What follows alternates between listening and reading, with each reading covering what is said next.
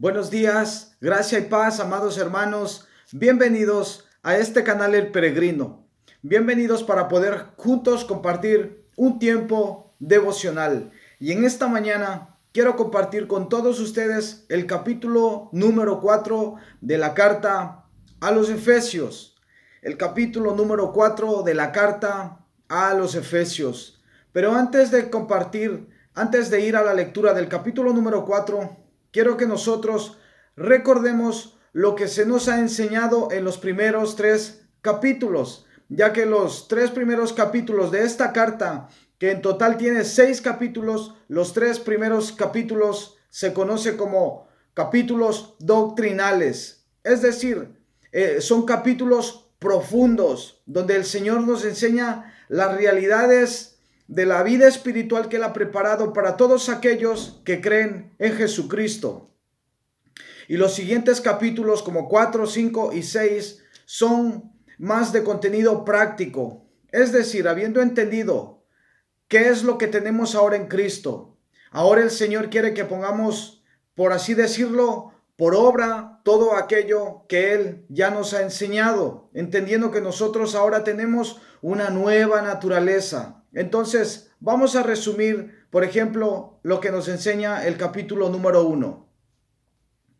En este capítulo, el Señor nos enseña que somos adoptados como hijos suyos, por el puro afecto de su voluntad, con el fin de que vivamos los que ya creemos ahora para alabanza de la gloria de su gracia, ya que todos nuestros pecados, pasados, presentes y aún los pecados futuros han sido perdonados por la sangre de Jesucristo derramada en el Calvario. Eso vemos en el capítulo número 1. ¿Qué vemos en el capítulo número 2? Aquí se nos revela cómo estábamos en cuanto a nuestra relación con Dios, y el diagnóstico que Dios nos da es muertos en delitos y pecados. Dicen las Escrituras que éramos enemigos de Dios, siendo así presa de su ira. Pero Él, dice este capítulo, pero Él, o sea, Dios, viene y nos da vida espiritual. Es decir, abre nuestros ojos para que podamos ver nuestra condición, y por pura gracia derrama su misericordia y nos regala el don de la fe para salvación. Entonces, bajo la enseñanza de este capítulo 2, concluimos entonces que por gracia soberana e inmerecida de Dios, para con nosotros somos salvos en Jesucristo. El capítulo número 3 nos enseña que nosotros los gentiles, los que no somos judíos, por un misterio que Pablo recibió por revelación de Dios mismo, misterio que en otros tiempos, dice Pablo, no se dio a conocer a los hombres, ahora el Señor lo revela por sus santos apóstoles y profetas. Los gentiles entonces ahora somos coherederos y familia de Dios en Cristo. Esto es lo que resumidamente nos enseñan los 3 primeros capítulos de la carta a los Efesios. Carta, como ya he dicho en otras ocasiones, escrita por el apóstol Pablo, pero inspirada por nuestro amado y precioso y soberano Señor. Entonces, ahora el apóstol Pablo, y cuando digo el apóstol Pablo, entiéndase bien, es el Señor mismo hablándonos por medio de sus escrituras. En este capítulo, en el capítulo número 4, el apóstol Pablo exhorta a los cristianos a que vivan de manera digna de su llamamiento como cuerpo de Cristo, y comienza a exhortarles a que se despojen del pecado y se revistan del nuevo hombre, que se revistan de Cristo. Y este capítulo empieza con un título: la unidad del Espíritu. La unidad del Espíritu. Título, verso 1. Yo pues, preso en el Señor, os ruego que andéis como es digno de la vocación con que fuisteis llamados, con toda humildad y mansedumbre, soportándoos con paciencia los unos a los otros en amor, solícitos en guardar la unidad del Espíritu en el vínculo de la paz, un cuerpo y un espíritu, como fuisteis también llamados en una misma esperanza de vuestra vocación. Un Señor, una fe, un bautismo, un Dios y Padre de todos, el cual es sobre todos y por todos y en todos.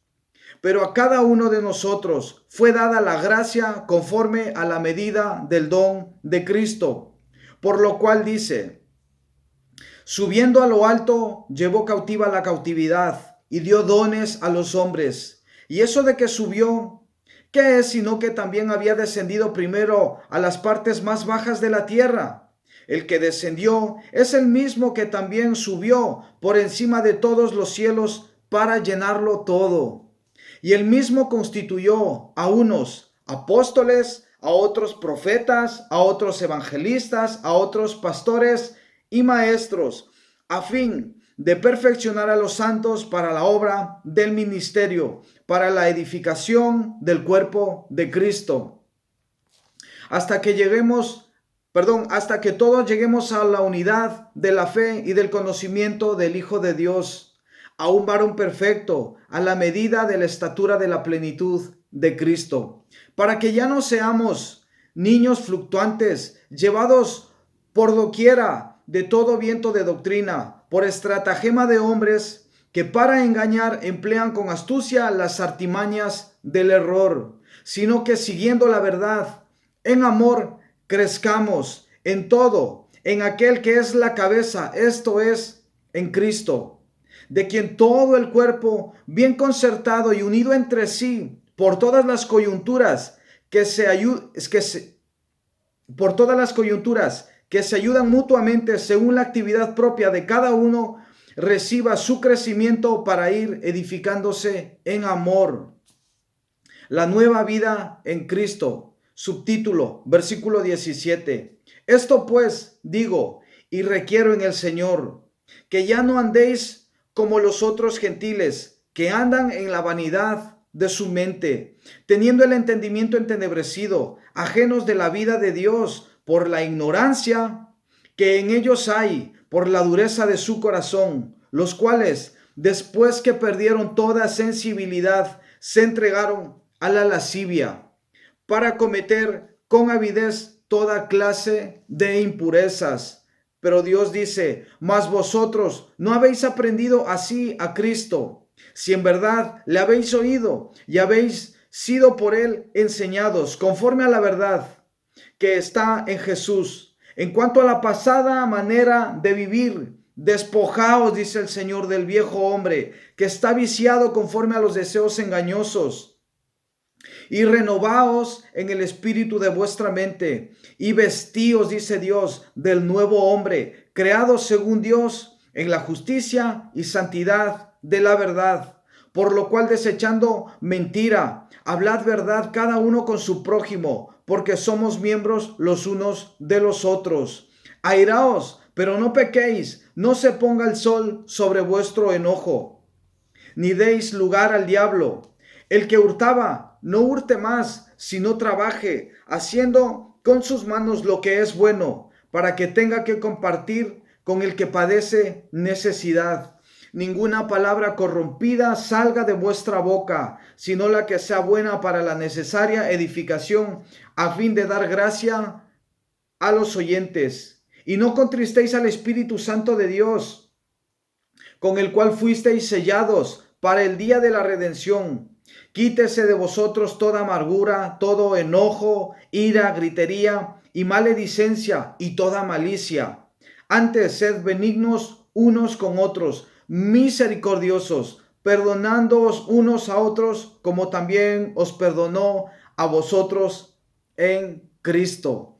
Hasta aquí el capítulo número 4 de la carta a los Efesios. Quiero que juntos también veamos un pequeño comentario acerca de este capítulo, y que de esa manera este capítulo nos deje las riquezas de parte de Dios para nuestras vidas. Y no nos olvidemos que ahora el apóstol Pablo empieza a enseñarnos cómo debemos vivir todos aquellos que hemos recibido las bendiciones espirituales, que son un regalo de Dios para nosotros, pero que solamente se encuentran en Jesucristo. Entonces, quiero que veamos tres cosas en este capítulo. Número 1, la doctrina demanda acción. La palabra doctrina significa enseñanza. Entonces, esta enseñanza de parte de Dios demanda acción. Una fe viva produce obras. Es presuntuoso descansar en nuestro conocimiento acerca de Dios si no andamos de una manera apropiada a ese conocimiento. Incluso los demonios creen y tiemblan, dice Santiago. La primera consecuencia del Evangelio es la humildad. Aquellos que creen las doctrinas de la gracia deberían ser los más humildes de todos. Por tanto, examinémonos a nosotros mismos, contristémonos por el orgullo, oremos por la humildad y meditemos en el Evangelio de la gracia de Dios en Cristo. Número 2. La vida de la iglesia gira en torno a nuestro Señor Jesucristo. Él es el eje de la iglesia, Él es el centro de la iglesia, Él es el centro de la vida de la iglesia. Nuestra unidad surge de nuestra unión con Dios a través de Cristo. Nuestras capacidades para servir brotan de la victoria de Cristo. Conocerlo y ser como Él son nuestra madurez y nuestra estabilidad. Él es la cabeza de la cual reciben vida todos los miembros y las relaciones en el cuerpo de Cristo. Por tanto, ora a menudo por tu iglesia, para que Cristo sea central en su adoración y en su comunión. Es decir, cuando los cristianos se reúnen, cuando forman un solo cuerpo. Número 3. El arrepentimiento es fundamental para la vida cristiana. Y aquí quiero hacer un énfasis. El arrepentimiento es fundamental para la vida cristiana. Volverse del pecado hacia el Señor no es solo el ABC de la fe, sino el A la Z de la vida cristiana, de lo cual nunca nos graduamos. Todos los cristianos deben continuamente despojarse del pecado y vestirse de la imagen de Cristo. Ese es el llamado que Dios nos hace por medio de esta enseñanza. El arrepentimiento debe ser específico, por cuanto los mandamientos de la Biblia se dirigen a áreas específicas de la vida. Según los mandamientos de este capítulo, ¿de qué necesitamos arrepentirnos hoy en día? ¿De qué debes despojarte hoy en día? ¿De qué debes vestirte? Y hasta aquí el comentario de este capítulo. Como bien podemos ver, ¿verdad? Este comentario deja al final unas interrogantes. Dice, por ejemplo, la primera, ¿de qué necesitas arrepentirte? ¿De qué debes despojarte? Debemos nosotros arrepentirnos de todo aquello que sea contrario a la luz del Evangelio, de todo aquello que sea contrario a una vida nueva en Jesucristo.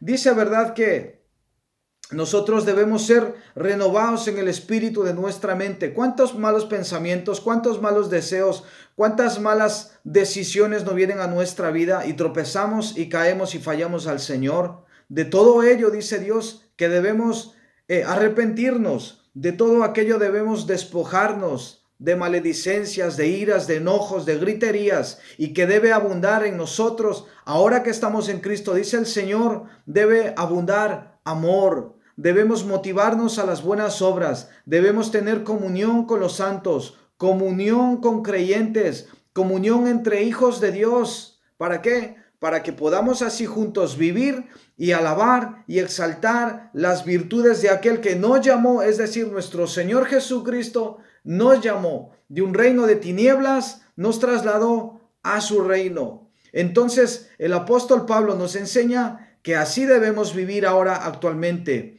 vivir una vida nueva dedicada a las cosas de Dios, despojados de la vieja vida, despojados de los malos deseos. Es verdad que estamos todavía en este cuerpo, en este mundo, en debilidad, pero nuestra vida tiene que ser una vida de lucha contra todas las tentaciones que este mundo nos ofrece. Debemos nosotros no dejarnos deslumbrar por las luces que este mundo nos proyecta. Nada de eso. Nosotros debemos solamente mirar y poner nuestros ojos en Jesucristo, en la cruz de Cristo, porque Él es el autor y consumador de nuestra fe. Y mientras nosotros caminemos mirando a Jesucristo, caminaremos en la humildad que Dios quiere que caminemos. Caminaremos nosotros en la humillación que Dios quiere que caminemos. Caminaremos nosotros siempre en una vida de arrepentimiento, porque no nos olvidemos que el arrepentimiento para el verdadero creyente no es el principio del cristianismo, sino es el principio y el final del cristiano. Continuamente, nuestra vida es en arrepentimiento y fe en Jesucristo, jamás en condenación, porque Jesucristo nos ha hecho libres. Él ha pagado nuestros pecados, pasados, presentes y aún los futuros. Pero para que ya no vivamos nosotros abusando de la libertad que tenemos en Cristo, es decir, para que vivamos una vida de pecado, jamás.